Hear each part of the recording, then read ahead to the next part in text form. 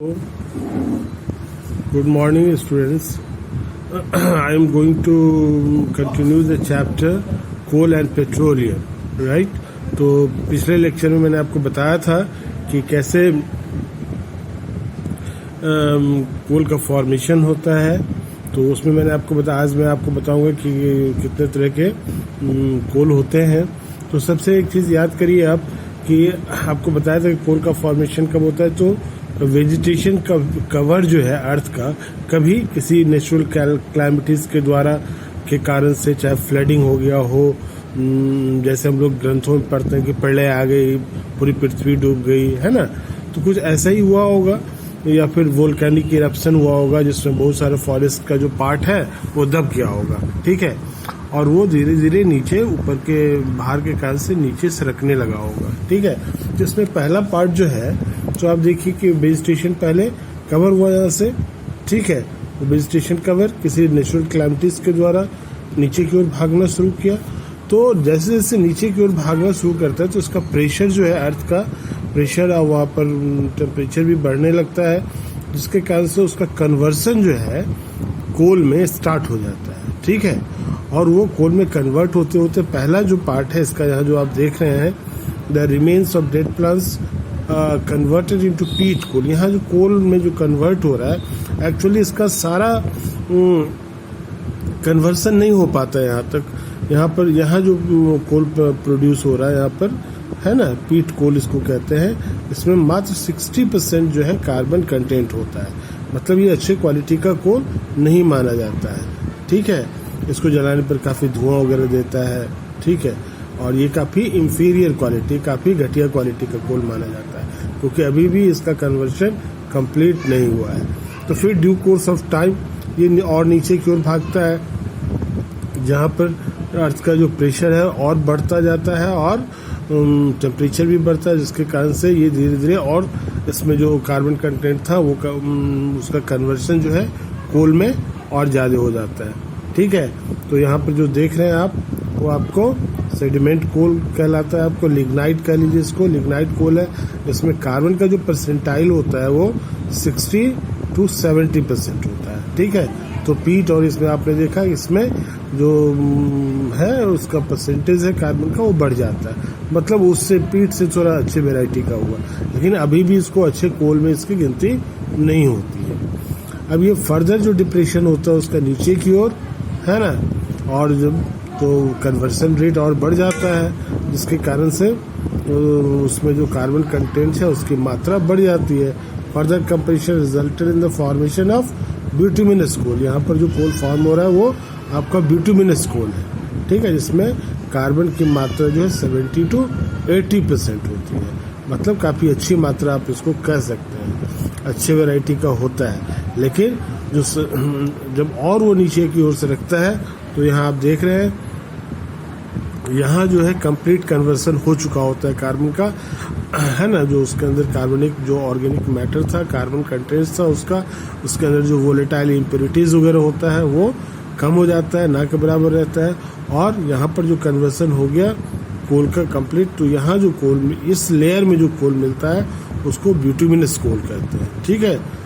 The coal found at the deepest, है ना, the earth crust is bituminous, right, not anthracite, right, anthracite, उसको anthracite कहते हैं। और इसमें कार्बन का जो कंटेंट होता है more than 90%, you can say between 90 to 95%, that means there is less volatile impurities, come volatile impurities होता है। इसलिए इसके जलने पर इसका कैलोरीफिक वैल्यू, जितना ज़्यादा कार्बन कंटेंट होगा, है ना, ज़्यादा परसेंटेज ऑफ कार्बन होगा उसमें, उसका कैलोरीफिक वैल्यू, मतलब 1 किलो जलाने पर जितना हीट एनर्जी मिलता है वो ज़्यादा होगा, धुआं कम देगा, है ना, ठीक है। तो ये आपने देखा 4 वेराइटीज़ हैं कोल के, पीट है, लिग्नाइट है, ब्यूटुमिनस है और एंथ्रासाइट, ठीक है। अब एक चीज़ अब हम लोग डिस्कस करने जा रहे हैं, destructive distillation of coal. Destructive distillation coal क्या है? तो ये जो एक प्रोसेस है, destructive distillation is a process of breaking coal by heating it to high temperature in the process of air. मतलब कहने का तात्पर्य कि एक प्रोसेस है, डिस्ट्रक्टिव डिस्टिलेशन एक प्रोसेस है जिसमें कोल को ब्रेक किया जाता है at high temperature but in the absence of air. यानी हाई टेम्परेचर पर उसको गर्म करते हैं, लेकिन जब गर्म करते हैं तो कोल के पास एयर की उपस्थिति नहीं होती है, मतलब एयर नहीं होता है ना। तो क्योंकि कोल से अलग अलग कंपाउंड, अलग अलग सब्सटेंस सबको मिलता है डिस्ट्रक्टिव डिस्टिलेशन के दौरान, इसलिए इसको समझना जरूरी है। तब यहाँ देखिए जैसे कि इसमें जो करना है आपको, क्या करना है आपको, take a small amount of powdered coal in a boiling tube. एक बॉइलिंग ट्यूब देख रहे हैं यहाँ पर, ये जो बॉइलिंग ट्यूब है इसमें पाउडर्ड कोल ले लीजिए, ठीक है, ठीक है, पाउडर्ड कोल ले लिया। अब इस तरह का अरेंजमेंट करना है। यहाँ पर इसका मुंह एकदम बंद होता है, ठीक है, और ये यहाँ से एक डिलीवरी ट्यूब है, यहाँ पर एक पॉट रखा हुआ है, ठीक है। तो पहले इसको क्या करते हैं, स्मॉल अमाउंट ऑफ पाउडर कोल को बॉइलिंग ट्यूब में लेते हैं और एक कोनिकल फ्लास्क जो उधर देखा आपको इस साइड में, उसमें पानी लेते हैं। तो इस तरह से ऑपरेटर्स जब हम लोग कर लेते हैं, तब फिर जब हीट करना स्टार्ट करते हैं तो वह कोल का जो हीटिंग हो रहा है वो इन एब्सेंस ऑफ ऑक्सीजन हो रहा है, मतलब कह सकते हैं इन एब्सेंस ऑफ एयर। तो some of the carbon present in this vapour is solidified near the mouth of the boiling tube के माउथ के पास जाके सॉलिड स्टेट में आपको मिलता है, जिसको गैस कार्बन कहते हैं। और the vapour escapes into the conical flask को, जो डिलीवरी ट्यूब से होकर जो वेपर में जो उसके अंदर से जो वोलेटाइल इम्प्योरिटीज होते हैं गैसेस फॉर्म में या जो भी वेपर्स के फॉर्म में कन्वर्ट हो जाते हैं, वो डिलीवरी ट्यूब से होकर कोनिकल फ्लास्क में रिलीज होते हैं, ठीक है। और फिर वहाँ पर डिस्टिंक्ट लेयर्स बनाते हैं। तो top layer contains clear liquid called ammoniacal. जो टॉप लेयर होगा लिक्विड का उसको अमोनिकल लिक्विड कहेंगे, और जो लोअर लेयर है contains gases called coal gas, और लोअर लेवल में आपको कोल गैस मिलेगा, which is the mixture of coal gas. Actually वो पूछेगा व्हाट इज कोल गैस, आगे बताएंगे। Coal gas is a mixture of hydrogen, carbon monoxide और methane, ethylene is bubbled out from the flask. तो ये सारे gases का मिक्सचर होता है coal gas, hydrogen, carbon monoxide, methane and ethylene का। और जो टेस्ट ट्यूब में जो बचा रह गया रेसिड्यू, अवशेष, यहाँ पर जो देख रहे हैं रेसिड्यू, जो सबसे लास्ट में मिलेगा वही कोक होता है ना। और कोक सबसे अच्छा वैरायटी माना जाता है, और इसका जो है